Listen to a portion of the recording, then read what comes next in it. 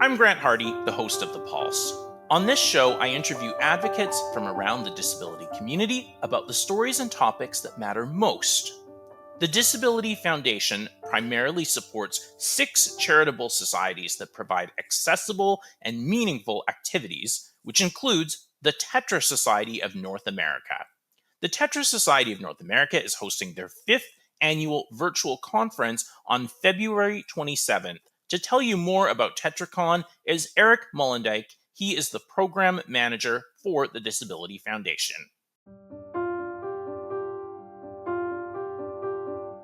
Eric, welcome to the Pulse. Thank you so much for joining us. Hi, Grant. Great to speak with you again. Thanks for the opportunity. Yeah, we've chatted about Tetra Society and a number of other things over the years and looking forward to getting an update. So first of all, would you mind telling me a little bit about your work with the Disability Foundation, what you do, and really why you're passionate about this work? Sure. So, for those who don't know, my name is Eric Mullendijk, and I am a program manager at the Disability Foundation. And the Disability Foundation, kind of a fitting metaphor, I think, for this time of year, is kind of the umbrella organization of the other societies that we have. So, the Disability Foundation offers administrative support to the 6 registered charities that make up the foundation. And specifically, I manage the Tetra Society, which is our largest organization. It's a national nonprofit where you work with technically skilled volunteers that donate their time. Usually, they have a mechanical engineering background or an electrical background or a design background of some capacity, and they will make a device, a customized device to somebody's individual needs to remove a barrier to daily living. And then I also manage the Adaptive Sailing Association, that program. We sail out of Jericho Beach over the summer. We've been doing that since 1989. I actually just promoted that program for the last week at the International Boat Show. And then we have the British Columbia Mobility Opportunities Society, BC Moss, that I also manage, and that is adapted hiking with our vehicle, the Trail Rider. We have a hand cycling program, and we have a paddleboarding program. Most of the activities with BC Moss, we have staff throughout the summer, same with ASA, but you can rent our Trail Rider year round. So that's kind of the programs that I'm involved with directly. For your listeners who may be interested, we also have an adapted gardening program where you can use adapted gardening tools, and we have adapted garden beds throughout Vancouver. That's where the program is based. We have Connectra. I remember, Grant, you attended our Abilities Expo in the past, and Connectra is really passionate about doing exactly that, helping our community connect. And it could be about finding out more information about what's available or hearing a guest speaker. And we're going to be doing our flagship event, the Abilities Expo, in June out at the Roundhouse. And there's other events and online content through Connectra. You can really learn about what's happening in the community, of course, for people of all different disabilities, and get information on what would best serve your needs. And then last but not least, we have the Vancouver Adapted Music Society, where the studio, it's the only fully accessible studio in Canada, where it's been modified so that somebody using a mobility aid from a sitting position can record independently. They can make an album. You can have an opportunity to learn an instrument and then develop your skills and go on and be a performer. So that is just kind of an overview of all of the programs within the Disability Foundation. And as I said, I focus on the 3, Adaptive Sailing, BC Moss, and Tetra, which we're going to talk about more today. Yeah, and we've been privileged to cover at least a few different angles of what the Disability Foundation does. Really, if you haven't checked them out, there's a lot there, and as you've explained, and really just connecting people, whether it's to nature, to assistive technology, to the community, with a lot of dignity and respect and knowledge as well. So hope people will check that out. Why are you passionate about this work? Well, I myself have a disability. I've lived with cerebral palsy, so I've literally been part or aware of disability my entire life. And then even if I didn't have a disability, I think inclusion for everybody matters. You Mhm. know, our founder Sam Sullivan, his belief was that people are not limited by their own ability, but by barriers in the way. And it is a very rewarding thing for to see or to be a part of or try to help coordinate when somebody's dealing with a barrier. It could be, I want to be able to use my iPad easier, or I want Mhm. to be able to cook for myself. And they meet with one of our volunteers, and our volunteers will look at the situation. They'll meet somebody at their home or where they need something adapted, and they might make um, bigger knobs on a stove so that you can turn that easier and it's easier to cook. Or as the years have gone on, we've been doing more projects for parents with disabilities, so modified cribs. So if you picture a crib and you're pulling up with a wheelchair, you can imagine it's very hard from a sitting position to reach over the bars of the crib and safely grab your child. So what we do is make sure that the crib is supported. We keep the structure of the crib the same as far as the widths of the bars and everything, so it meets all the specifications, but we turn the crib into so that the bars of the crib open up. If you think Mhm. of doors of a saloon, right? You push on those, so now the bars of the crib open up. There's a latch on the outside. So it's projects like that where people are getting to live the life that they want to live, or and whether it's getting out on the water and doing activities with our program, that I'm very passionate about that, and it's amazing to see what our volunteers come up with. Yeah, and that's really cool. And maybe we can talk a little bit about like how the process works for Tetra Society specifically. I mean, if you're someone with a disability who maybe knows exactly what you want, or maybe like you're struggling with a problem, you don't really know what you would like. Uh, how does that process work in terms of like reaching out for help, matching up with a volunteer, uh, designing your new equipment there? Yeah. So first off, I want to say that everything is by donation. Mhm. Um, that was another when it was started. Our founder himself was had a limited income, Mhm. and so we never want price to be a reason why somebody doesn't ask for help. So knowing that, then getting into how Tetra works, you can on the main page of our website at tetrasociety.org, that's TETRA, then the word society.org, we have a button that says Ask for Help. And that's where you tell us about yourself. Give us your first name, give us, what your needs are, where you'd like to meet with a volunteer. So you can fill it out online. You can Mhm. fill it out independently.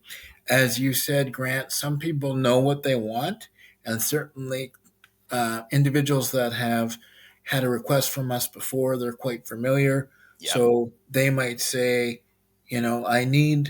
I want to do some traveling and I want an easier way to carry a transfer board. So they would put in an online request, they would fill that out. And then what happens is through face to face meetings with the volunteers or through, I would email out the projects, and then Mhm. the volunteers choose the projects, and the projects are chosen. Number one, does the volunteer feel they have the skill set to do the project? Like the devices are made in the volunteers' own shops, and so the volunteers will say, this project's interesting to me, I'll do it. Or I live fairly close to this person, I'll take it on. Yeah. Or one of the best case scenarios is, I've worked with this person before, we had a great rapport, and I'll meet with them again. And then it's up to the volunteer making the device, and then the individual with the request, they can coordinate a time that works for both of them and a meeting place and go from there. You certainly can have your family present, and many of the first meetings, occupational therapists are present. We get a lot of our referrals from occupational therapists, and then I would encourage everybody. The volunteer will do their best to make something to meet your needs and based off of your input. So when you meet with the volunteer, it really is emerging of the individual that has the challenge. They know their body and they know their needs. So they'll tell the volunteer, like myself, if I was having something built for me, I would say I'm a wheelchair user. I can't stand independently. I'm stronger on the left side of my body. So any adaptation, I want to make sure that I reach with my left hand.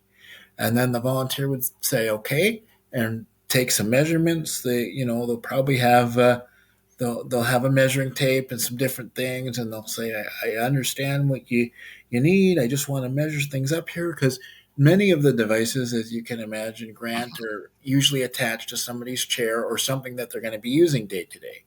So then the volunteer will take measurements and then go to their shop, build something, then come back and you try and do different fittings and see what meets the person's needs, and that's really the process. Yeah, really, really kind of a fairly deep like partnership between the volunteer and the client. Just curious, when you think about the community of volunteers that works with Tetra Society, I believe you mentioned they have an engineering background in general, but what do you think like attracts volunteers to Tetra Society, or what kind of, I don't know, what how do people get involved, do you think? Like what drives the volunteers? Well, just from my years of working with the society, I would say they all share a passion to give back. Mhm. Many of the volunteers have talked about that during their professional career. A lot of times maybe some of their work was administrative, or um, for many people, we get tied up in the paperwork of things. And they talked about the joy of knowing that they can use their skills to help others.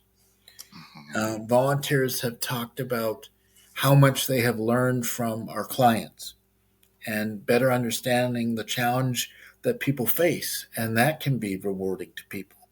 And knowing that you've helped create something that removes a barrier.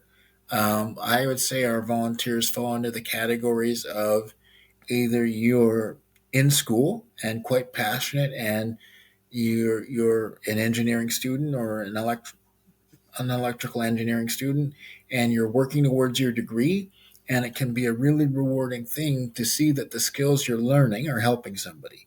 You could be somebody currently working in the engineering field, and volunteering is a passion and a way to give back. Mhm. And then most commonly a lot of our volunteers are retired and have the time and have mentioned that it gives them a rewarding sense of purpose to help someone else.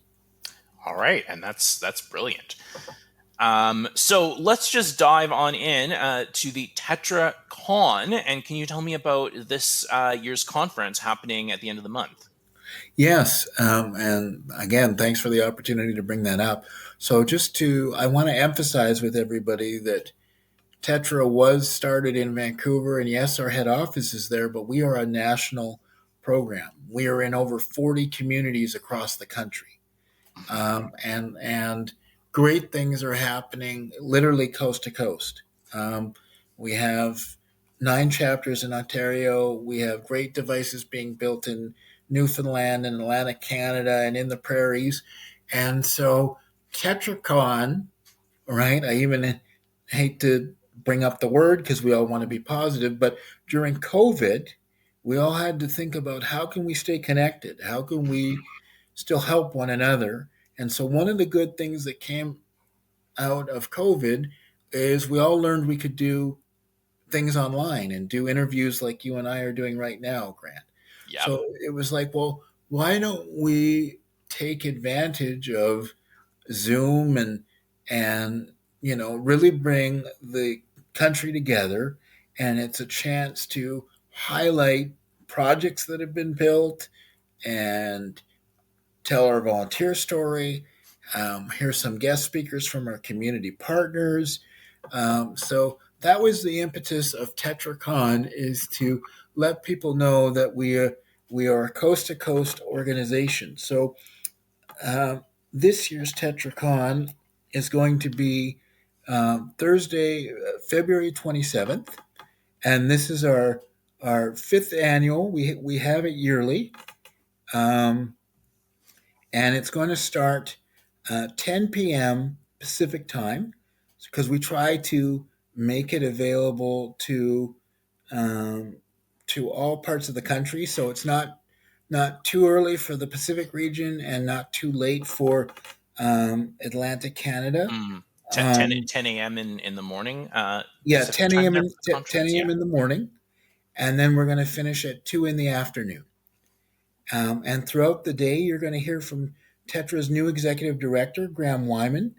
And then we have a presentation from Dr. Leonard Lai, who oversees one of Tetra's oldest chapters. They made a customized shooting table for an athlete who does target shooting.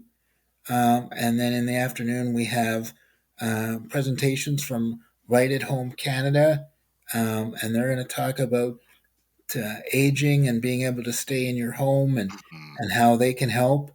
You're going to hear about a project that we did together with Habitat for Humanity, and a customized project that they made with the Winnipeg chapter of Tetra. And then in the afternoon as well, we have a presentation from Ian Price, Technology for Independent Living.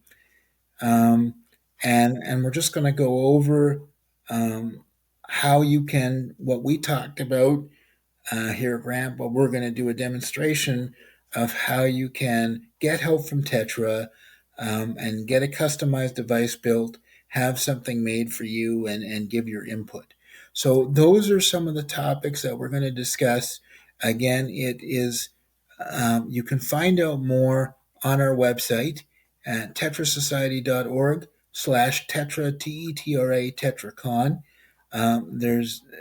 It's a virtual, so you can attend online. It's available through Eventbrite. It's free to attend. You just have to register. And Mhm. again, this is on Thursday, February 27th.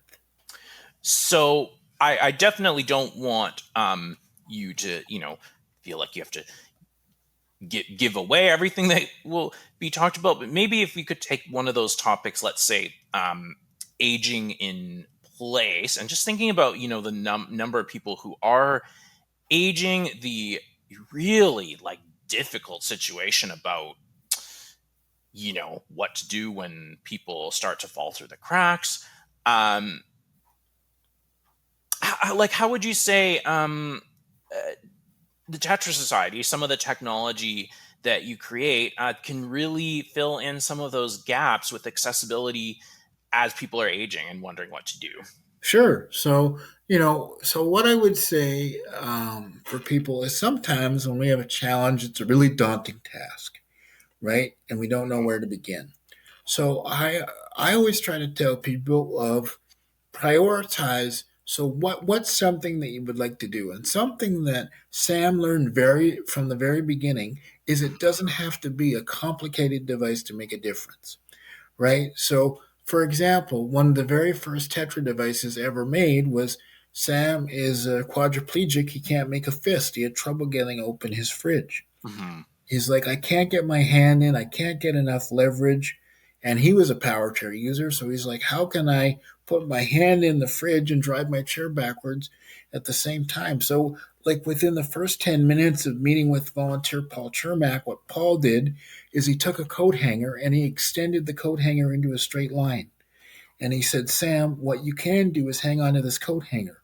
Put the hook into the handle of your fridge. Then this will enable you to use your other hand to back away with your wheelchair and pull the door open. And then that enabled Sam to get to food in his fridge. Common um, devices that we do are changing the angle of a knife so it's easier to cut bread or put butter on Hmm. your bread. So, what I would say is, when you're thinking about aging, whether you're getting older or not, it's always nice to make things easier for yourself. Try not to get overwhelmed. Think about it one on one, what you'd like to have created. And I've seen over and over again how certain simple modifications, just with somebody having an extra pair of eyes on it, can make a difference. Another example, Grant, is a lady like myself with CP. Mm. She wanted to be able to open her sliding door and get out to her deck. And she thought about it, and they thought about putting in, a ceiling track or something Mm. automated.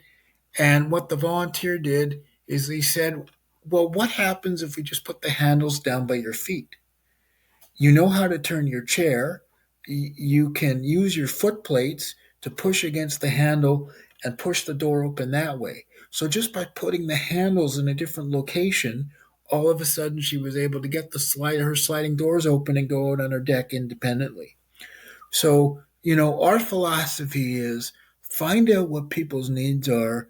And then we have a saying, and it's universal engineering saying, the simplest solution is probably your best one. So that's Oh one of your techniques to try and I've seen you navigate, Grant, and get yeah. around. And you believe in the same thing. If it Yeah. works for me and it's simple but effective, that's good enough. So. Yeah, I mean it's sometimes those simple things, the place of a door handle that are just infuriating because it can be so easy to just get up, give up, or get discouraged. Now with these types of really simple but dare I say brilliant universal solutions will hopefully have people have a little more accessibility in their homes as they're aging. So we'll be learning more about that, as well as some other really fascinating topics at the conference. Um, and this year's theme is Tetra Society, No Limits, Endless Possibilities. That's the theme of the conference. Can you tell me a little bit of about that theme, what it reflects to you, and what it means to you, I guess. Yeah, so what what we hope that we're able to convey as a society is, you know, a lot of times in life when you have a disability, you hear no a lot, Mm, right? And we just hope that everybody comes to the conference feeling good and open minded and gets a chance to hear how people have had devices created or what those devices can do. And as I mentioned, our first presentation of the day is going to be somebody using a shooting table. Right now, you don't usually think of disability and doing Paralympic type shooting, but that's a possibility. So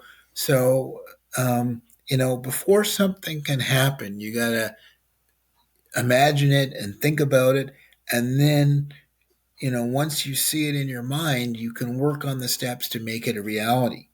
And so that's really what it means. And you know, Tetra's been around since 1987, and I always go back to Sam's belief of rather than saying it can't be done or what I'm going to do, and this is what Sam did all those years ago, is Sam said to himself, what I'm going to do is write a letter to the Professional Engineering Society mm, and see what can be done by connecting with um, volunteers and what happens when we collaborate and do things together. So the possibilities are really focusing on what do you want to do, and how can we make it happen.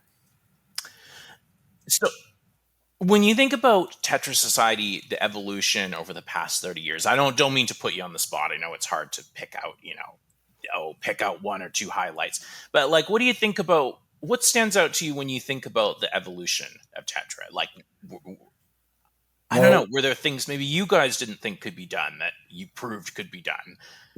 yeah, one of the things that has been really exciting, as I touched on, the adaptive cribs. Hmm. And I think really helping break down the barrier of parents for with disabilities, like seeing parents with young kids, that barrier come down. That of course, you know, people with a mobility challenge or a disability can be a parent, and they can be a really good parent. And so to make devices, whether it's an aid to help carry your child, whether it's a modified crib, I mean, that's been exciting. It's just, some of the clients, another thing that's really rewarding is sometimes somebody will come to Tetra when they're a child and then they're still a client as an adult. And you feel like, oh, I remember helping them, to come up with a device to hold their math books. And now they're about to drive a car and go to university. So that's been really exciting. One of the things that has really helped is working together with technology. One of our chapters uses Google Home a lot, and figuring out a way to program Alexa to, for example, which I'm sure Ian Price is going to talk about with technology for independent living. You can use Alexa and Google Home and that type of technology to open your door verbally just through voice commands. And so helping people do stuff hands free, like not even having to use their hands at all, that has been a true benefit. Brilliant. Thank you so much. Sounds like a lot of exciting stuff is happening, and we're looking forward to checking back with you later in the year. Do you want to give us your web address again? People can register for the conference. Sure. And I just wanted to tell people as well, if you're not able to come to the conference live, we will be recording it and showing it on our YouTube channel. But you can find out more about TetraCon at Tetra Society, that's TETRA, then the word society, tetrasociety.org. And again, it's starting at 10 a.m. Pacific time on Thursday, February 27th. And you'll hear from our chapters across the country, and it's free to attend. So I really appreciate having this time to discuss it with you, Grant, Brilliant. and hope to see you there. Thank you for joining us on The Pulse.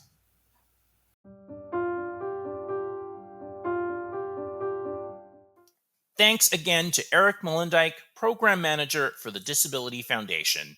As always, The Pulse is available wherever you get your podcasts. I'm your host, Grant Hardy. Thanks for joining me on The Pulse.